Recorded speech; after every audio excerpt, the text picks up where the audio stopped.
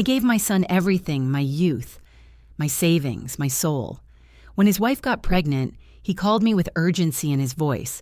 "Mom, we need your savings for the baby," he said, like it was the most natural thing in the world. I didn't hesitate. I drained the account I'd been quietly building for retirement, for peace, for dignity. I thought it would bring us closer. Instead, they moved into a bigger house and never invited me over. When I called, they let it ring. When I visited, they didn't answer the door. That's when something inside me broke. My name is Elaine Monroe. I live in Washington State, and I've decided to disappear with the one thing they never expected me to take myself. I always thought that motherhood meant sacrifice. But no one tells you what happens when that sacrifice turns invisible, when the people you love most start treating your pain like a bottomless resource, something they can tap into without guilt. I learned that the hard way. It started with a phone call. "Hey, Mom," my son's voice came through the line, unusually sweet. "Do you have a second?" Of course I did. For him, I always did. Even when I was working 2 shifts after his father died. Even when I skipped medication because he needed new shoes. My son Jonah was my whole world. I raised him alone in Spokane, Washington, and gave up everything for him. Marriage, retirement, even friendships that couldn't understand why I worked so hard just to give him more. "I have some news," he said. "Nina's pregnant." My heart skipped. A grandchild.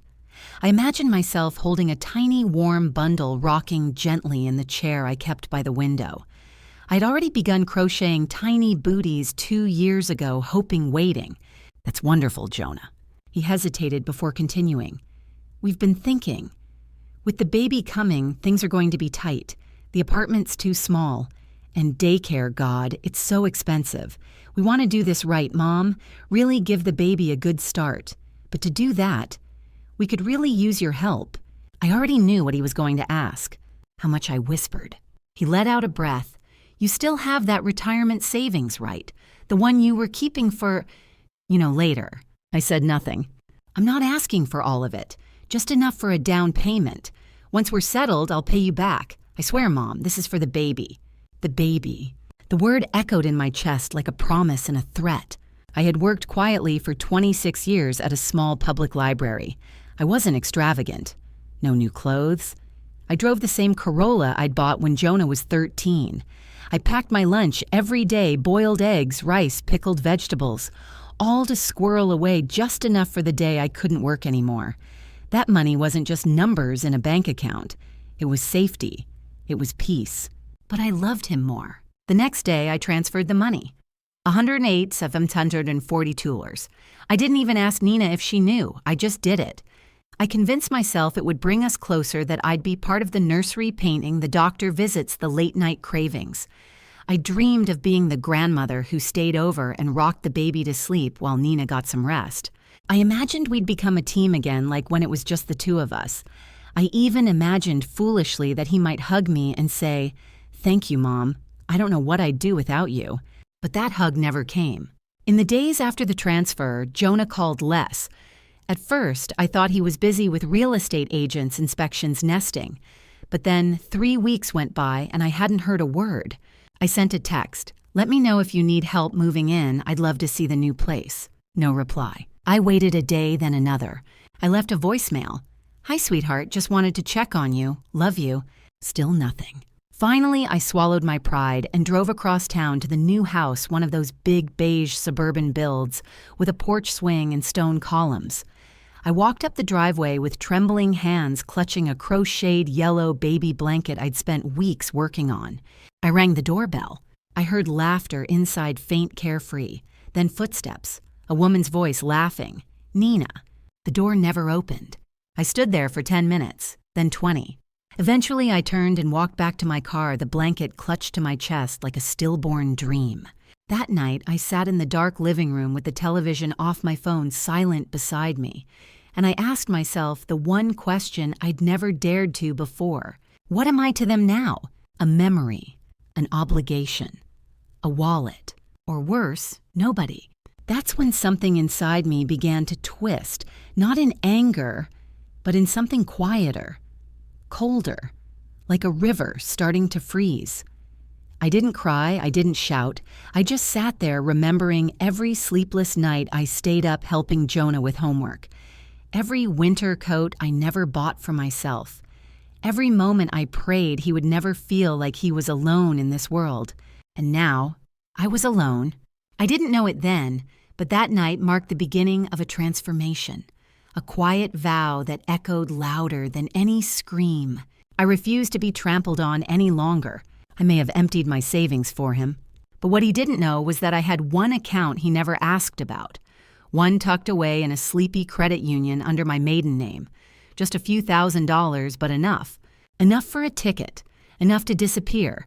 Enough to reclaim the one thing I had forgotten to guard all these years, my dignity. He thought I gave him everything. He was wrong. I remember the first time I saw their new house. It looked like something from a glossy home magazine, white pillars, wide windows, and a porch big enough to host a 4th of July party. I stood across the street that day, my hands trembling around the steering wheel, trying to summon the courage to walk up and knock. I hadn't been invited. Not for a tour. Not for a dinner. Not even to see the nursery I had helped pay for. I didn't want to believe it, but the evidence was becoming impossible to ignore. The week after I gave them my savings, Jonah's calls slowed to a trickle.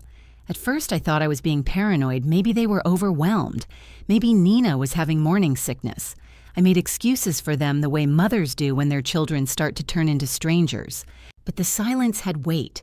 I left voice messages, gentle, kind. "Hi, sweetheart, just checking in. Let me know if you need help painting the nursery." No response. I sent small gifts, a plush bunny, a baby book with gold-foiled pages. Each one was met with the same thing, nothing.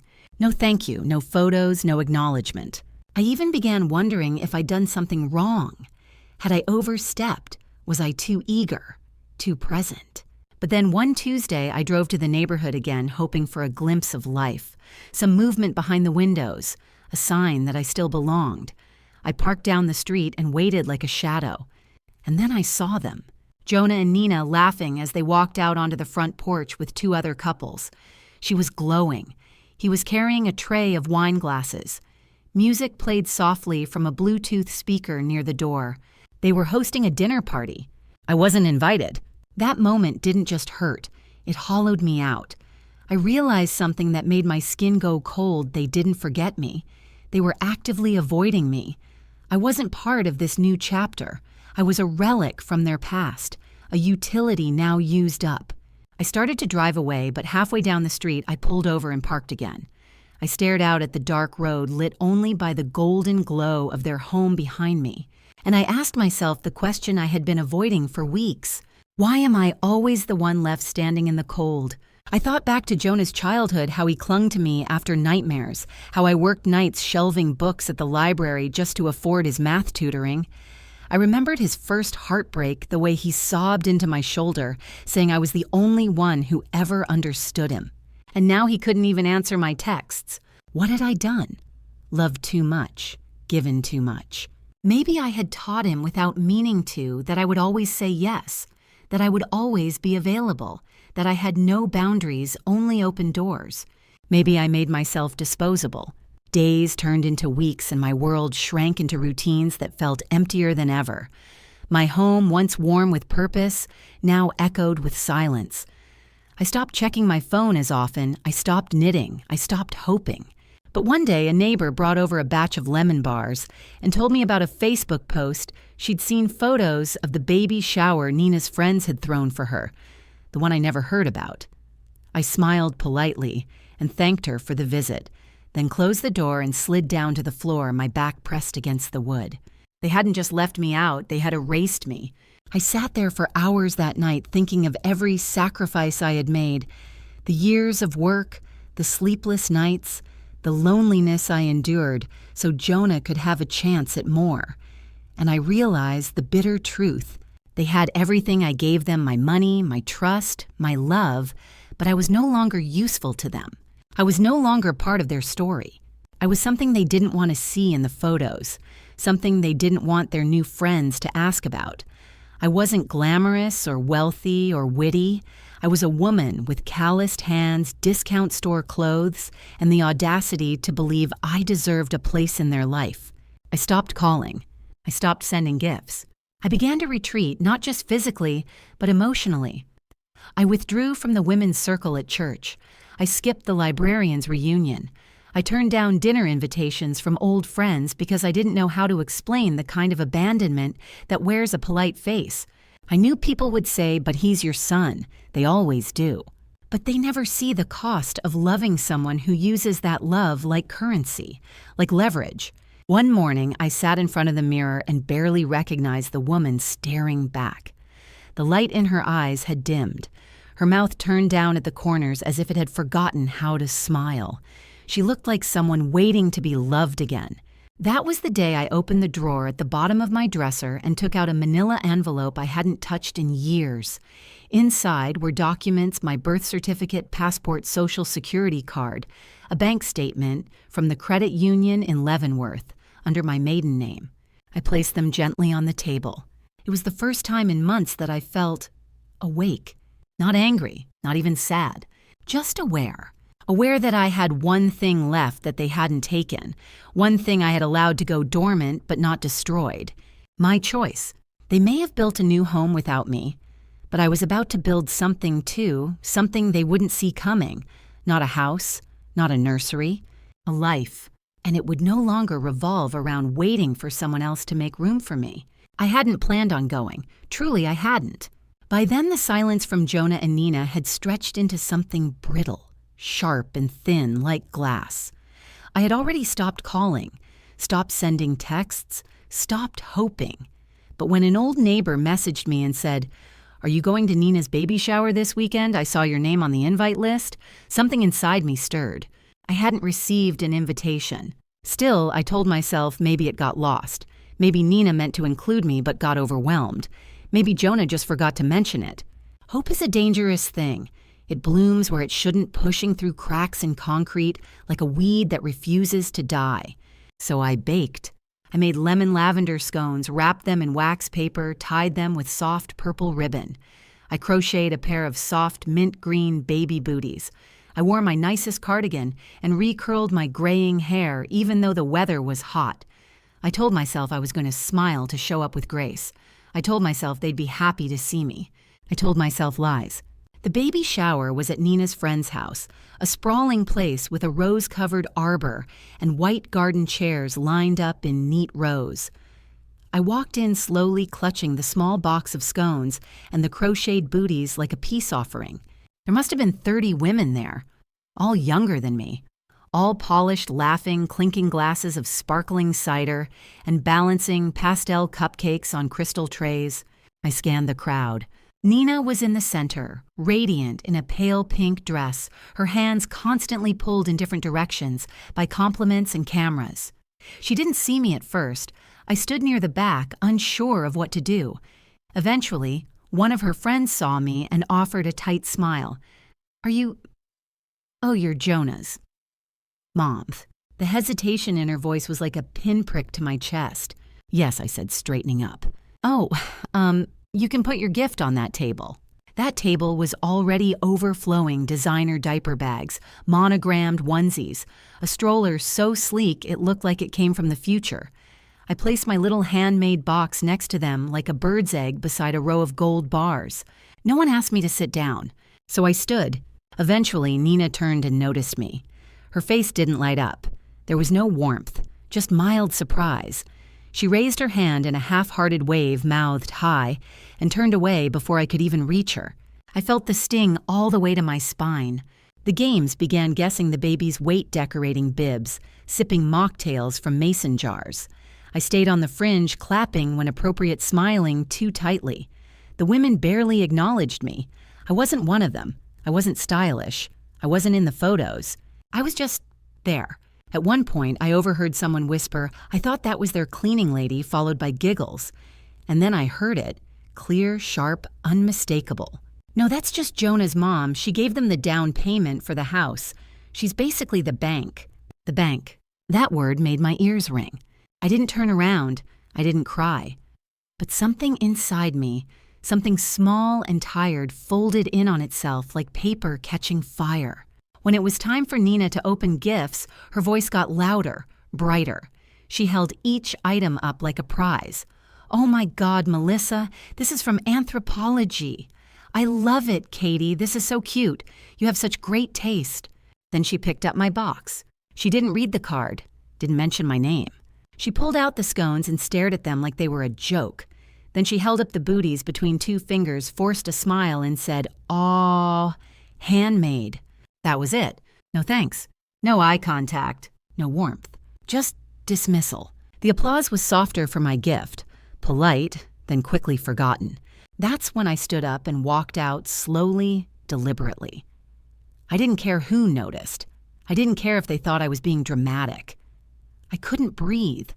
My chest felt like it was caving in under the weight of everything I'd been trying so hard not to see. Outside, the sky had turned gray. I walked to my car and sat in the driver's seat, the silence crashing around me like thunder. How did it come to this? How had I become someone to be tolerated instead of treasured? I didn't know what hurt more, the coldness of it all or the fact that I had seen it coming and still walked straight into it. I looked down at my trembling hands. These were the same hands that once held Jonah's fevered forehead through endless nights. The same hands that wrote his college tuition checks, made his birthday cake, stitch torn costumes for school plays. These were the hands of a woman who had given her entire life to her child. And now those hands weren't even worth a real thank you. I drove home in silence. That night, I didn't sleep. I sat in the kitchen staring at my calendar. I crossed off every day I had waited for a visit. Every weekend I had stayed home in case they called. Every event I hadn't gone to because I'd hoped they'd come by. And then I circled one date, just one exactly 2 weeks away, the day I would leave. I didn't know where I was going yet. I didn't know how long I'd be gone. But I knew this: I would not stay in this city 1 minute longer than I had to. I would not wait around to be humiliated in the shadows of the very life I helped build. They threw me crumbs. I gave them everything. They threw me crumbs. I gave them everything. But now I was done begging. And the next time they saw me or heard of me, it would be on my terms. The Monday after the baby shower, I went to the market. It sounds so simple, but I remember it clearly because it was the day everything shifted from sorrow to something else, something stronger. I was standing by the pears, gently testing them for ripeness, when I heard Nina's voice. I would recognize that clipped, smooth tone anywhere. I turned and saw her just a few feet away by the cut flower buckets, her phone pressed to her ear, oblivious to my presence. Yeah, she was saying she actually showed up, with scones, like we were doing a church bake sale or something. A beat of silence, then a dry laugh. It was pathetic. I mean, I know she gave us the money, but that doesn't mean we owe her a seat at the table. She's not the baby's third parent, she's just the bank. The blood in my body stilled. Just the bank. That phrase hit me harder than any slap, harder than Jonah's silence, harder than being ignored at the shower. It wasn't just a careless comment, it was the truth spoken unguarded without performance. This was how she really saw me. Not as a mother, not as family, not even as a person. Just a function, a transaction, a tool they used and now wished to forget. I stood frozen, a pear in my hand, my knuckles white. My knees trembled, my ears buzzed. I wanted to scream, I wanted to sob. I wanted to walk up and ask her, what did I ever do to deserve this kind of cruelty? But I didn't. Instead, I set the pear back in its bin, turned my cart around, and walked out of that store like a ghost who'd finally seen the truth of her own death. Back home, I sat in the armchair by the window, staring at nothing. The hurt was so raw, it throbbed in my teeth. But this time, I didn't cry. Something else rose in me instead, something heavier, sharper, resolve. For months, I had been telling myself stories to protect my heart. They're just busy. They'll come around. Maybe I'm imagining it. Maybe I'm too sensitive. But now, with Nina's voice still echoing in my skull, I couldn't hide from the truth. They had used me, and now they were embarrassed by me. I had made myself small so they could feel big, made myself poor so they could feel secure, made myself invisible so they could shine. And they had repaid me, Not with cruelty. Cruelty would have required effort, but with indifference. That was worse. That meant they never saw me as human to begin with. I stood up. I opened the drawer again. Passport, credit union bank statement, birth certificate, and something I hadn't looked at in years, a folded sheet of paper from my friend Annie, who had moved to Portugal after her divorce. Come visit me anytime, it said. The house is tiny, but the ocean is warm. I didn't hesitate. I pulled out my laptop. I searched flights. I opened a new tab and looked up the cost of temporary housing in Porto. It was doable. Tight, but doable. I didn't need much. I had no one to impress, no baby shower to throw, no guests to entertain. Just me. Just my own breath, my own mornings, my own peace. The next day, I went to the bank and transferred what little I had left in the credit union, $16,500, to a foreign travel account I'd quietly created years ago, but never used. I started selling things around the house, old furniture, jewelry I hadn't worn in years, the china set I'd kept for holidays that no one came to anymore. I told no one. There was a strange power in the silence. For once it wasn't being used against me, it was mine. My quiet. My plan. At night I imagined the waves. I imagined waking up and not checking my phone for a son who wouldn't call. I imagined buying myself flowers because I wanted them, not because I was hoping someone would remember me. Each night I marked an X on the calendar. 7 more days. 6. 5. On the 4th night, I got a text from Jonah. Hey Mom, can we borrow your Costco card? No apology, no acknowledgement of the shower, no mention of my gift, just another request. I stared at that message for a long time, and then I deleted it. I didn't reply. That was the moment I knew I was free. Not because I had escaped them yet, but because they no longer owned my hope. My heart wasn't waiting on their kindness like a stray dog outside a locked door. I had stopped hoping and started choosing myself. They didn't even know they'd already lost me, but soon they would. Not with rage, not with confrontation, with absence, with a quiet that was finally mine. The next morning, I bought my plane ticket, one way.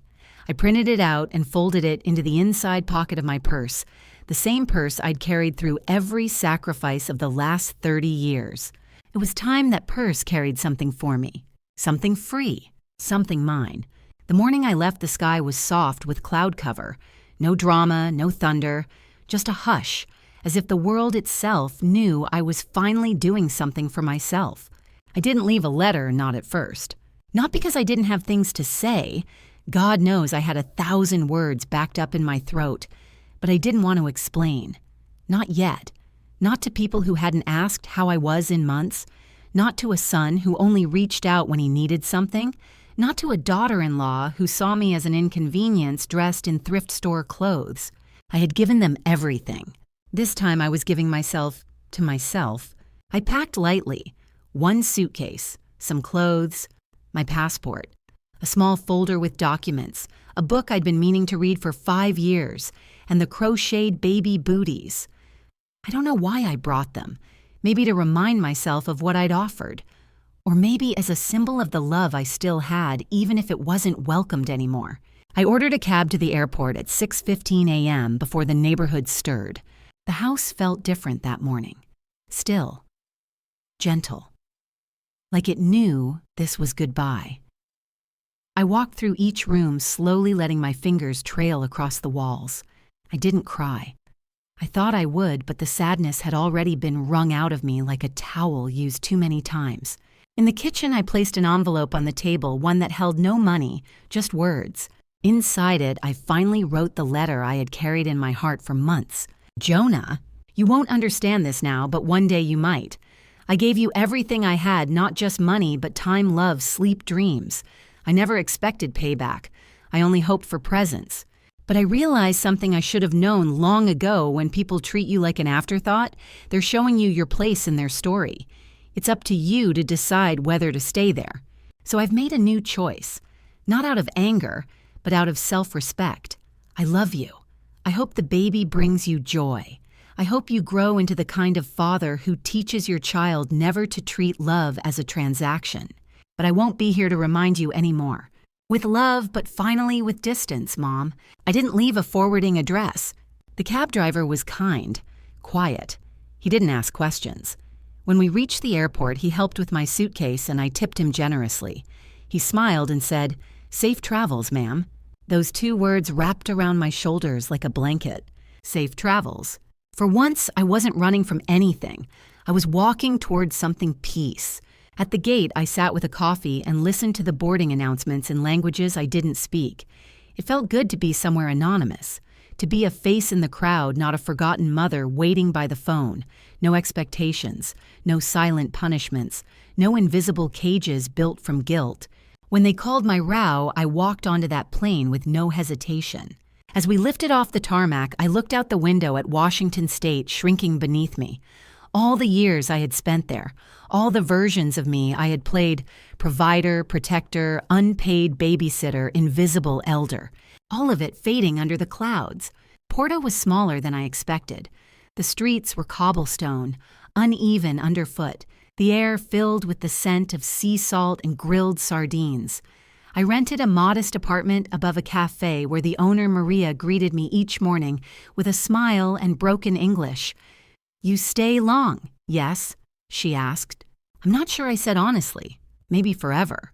That night I stood on the balcony with a glass of cheap wine and listened to the sound of laughter drifting up from the street. I didn't feel lonely.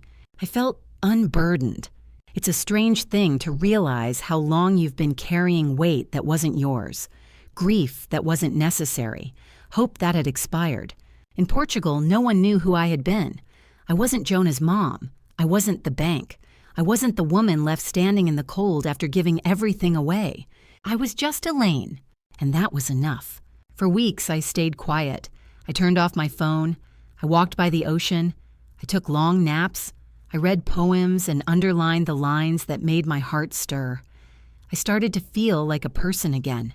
Then one evening, I received an email from Jonah. Subject line, "Where are you?" I didn't open it. Not yet. I needed more time. Not to punish, not to gloat, but because healing requires space. And I had finally found mine. 1 month later, I walked into a little bookstore near the river and bought a leather journal. On the first page, I wrote, "Today I chose myself. No one saw it coming. But I don't need witnesses to know I'm finally free. They say the ocean heals. I used to think that was something people said to romanticize escape. But in Porto, I learned it could be true. Each morning, I woke up to the sound of waves and the aroma of fresh bread from the bakery below. I moved slowly, deliberately, like a woman learning how to live again after years of simply surviving. I wasn't needed here. That was the greatest relief of all. No one was waiting for me to give, fix, lend, forgive, or explain. No one knocked on my door with their hand out or their eyes rolled. Here, I didn't have to prove I was worthy of kindness. I could simply exist. I started with small things: brushing my hair slowly, buying fruit that wasn't on sale, taking myself out to lunch, and ordering wine without guilt. I walked to the sea every day, sometimes barefoot, just to feel the sand under my feet like a soft promise. There's a kind of beauty in being forgotten if you choose to rewrite yourself instead of waiting to be remembered. I was 66 years old, and for the first time in decades, I wasn't a mother before I was a person. The ache in my chest, the one that had sat heavy for months after Jonah's silence, didn't vanish overnight. It pulsed gently, at first a quiet grief for a relationship that had crumbled, not with a bang, but with distance. But slowly the ache made room for something else. Pride. Because I had left. I hadn't screamed, thrown dishes, or begged. I hadn't tried to prove my worth. I had simply chosen to walk away. And in doing so, I'd reclaimed something sacred: my name, my time, my breath. Maria, the cafe owner, began greeting me like an old friend. "Elaine, come sit," she'd say, pointing to my usual spot under the yellow umbrella. We'd chat in fragments, Portuguese, English, and laughter. She called me Senhora Corajosa, brave lady. Some days I would write in my journal. Others I would watch people, young couples, old men playing cards, children chasing seagulls. I became part of the rhythm of the place, a silent, steady heartbeat in a town that didn't need to know my past to accept my presence. One evening, as the sun dipped into the Atlantic, I stood barefoot on the wet shoreline, the water washing over my ankles like a blessing. I thought about the house I left behind. I thought about the empty seat at Nina's baby shower. I thought about the envelope I left on the kitchen table. And I smiled. Not because I was over it, not because it didn't hurt anymore, but because the pain no longer owned me. It was just a story now, one of many. I didn't check my email often, but when I did, I saw that Jonah had written again. Subject, please talk to me. This time I opened it. Mom, I know I messed up. I don't know what I was thinking. I guess I thought you'd always be there, and I took that for granted. Nina's been a mess since you left. She keeps saying we should have done better. I know we should have invited you to everything. I know we treated you like less than you deserve. The house feels different now, empty. We had the baby last week, a girl. We named her Lily. I wish you could have held her. Please tell me where you are. Please come back, or just let me apologize. I miss you, Mom. Love, Jonah. I sat with that message for a long time. My heart clenched, not with anger, but with something softer, a tender ache. I imagined Lily's tiny fingers. I imagined holding her, singing to her, watching Jonah become a father. There was a part of me that still longed for it, to be part of their lives, to be seen, needed, remembered. But there was another part now, the part that sat beside the sea and exhaled in peace, the part that danced alone in a kitchen lit by the golden Portuguese sun, the part that had learned finally that I didn't have to return to pain just because it came with familiar faces. So I wrote back, Dear Jonah, thank you for writing. I'm glad Lily is here safely. I'm sure she's beautiful, and I hope she brings you more joy than you can imagine. I forgive you, truly, and I forgive Nina too. I understand how easy it is to take the people who love us most for granted. But I've made a life here, a quiet one, a peaceful one where I finally feel like a person again, not just a title or a bank or an afterthought. I'm not angry anymore, but I'm not coming back. If you and Lily ever want to visit someday, I'll welcome you with open arms. But I won't return to being invisible. I won't return to a life where I'm only remembered when you're in need. With love and with strength, Mom. I clicked send, and it felt like closing the last chapter of a long, heavy book. That night, I lit a candle and watched it flicker in the window. Somewhere far away, my son was probably reading my words with tears in his eyes. Maybe he would change. Maybe he would raise his daughter differently. Maybe he wouldn't, but that part was no longer mine to fix. I poured another glass of wine and stepped out onto the balcony, the breeze carrying the scent of sea salt and jasmine. This was my life now. Not perfect, not grand, but mine. And for the first time in decades, that was more than enough. The day I received Jonah's video call request, I almost didn't answer. I stared at the screen heart beating louder than the cafe's old espresso machine behind me. My hand hovered over the button. Part of me wanted to press decline to stay hidden in the quiet world I'd built, where no one could reach me with apologies that came too late. But something inside me softened. So I accepted, and there he was, my son. Not the boy I raised, but not quite the man I left behind either. His face was drawn older, softer. There were bags under his eyes, and on his chest, nestled in a sling, was Lily. He didn't speak right away. Neither did I. We just stared at each other across oceans and time zones and all the unsaid things that had buried themselves between us. Then Jonah exhaled a breath that seemed to carry every regret he'd never spoken. Hi, Mom. I nodded. Hi, Jonah. He looked down at Lily and smiled, but it was a tired, wounded smile. She looks like you, he said. I didn't know what to do with that. Compliment guilt, a peace offering. She's beautiful, I said instead. She deserves to be loved without conditions. His eyes brimmed with tears. I was awful to you. I didn't disagree. But I didn't need to twist the knife either. You were unkind. You forgot who I was, what I'd done for you. But you were also scared, trying to be someone else. I know what that feels like. He wiped his face with the back of his hand. Nina's been seeing a counselor, he said. She told me we both owe you more than we can ever repay, that what we did, it was cruel, and that you leaving woke us up. I nodded again slowly. I'm glad you're seeing that now, I said. But I'm not coming back, Jonah. He swallowed. I know. There was no anger in his voice, just sorrow. The kind that comes from finally understanding the damage you've done when it's too late to reverse it. I forgave you the day I left, I told him. But forgiveness doesn't mean I return to the life where I lost myself. I gave too much for too long. I deserve peace, not in whispers, not in brief visits, but in full. He nodded. I understand. I don't blame you. We were quiet again. Then I asked, do you love her? He blinked. Of course. Then show her. Show her how to treat people. Show her that love isn't entitlement, it's care. It's seeing people fully, not just using what they can offer. I will, he said, his voice cracking. Then that's enough. We ended the call with a strange, tender silence. There were no grand goodbyes, no promises of Christmas reunions or future vacations, but there was something better understanding, maybe even respect. I closed the laptop and sat for a while at the table watching the light move across the tiles. It was morning in Porto, late night in Washington, and for the first time the distance didn't feel like loss. It felt like freedom. Later that afternoon I took a walk along the cliffs. The wind was cool, the sea a deep and endless blue. I stood at the edge and breathed in the salt air, the weight of old rolls finally falling off my shoulders for good. I wasn't bitter. I wasn't broken. I wasn't anyone's afterthought. I was a woman who had learned through heartbreak and silence that love doesn't mean self-erasure, that even the deepest sacrifices don't grant others the right to forget your humanity. I had forgiven, but I had also chosen a new rhythm, a new morning light, a new version of myself, stronger, quieter, joyful. I rented a small studio space 2 weeks later and began offering English lessons to local teens. Nothing fancy, but it gave me purpose, community, laughter. I made friends. I hosted dinners. I danced on tiled floors with bare feet. I lived.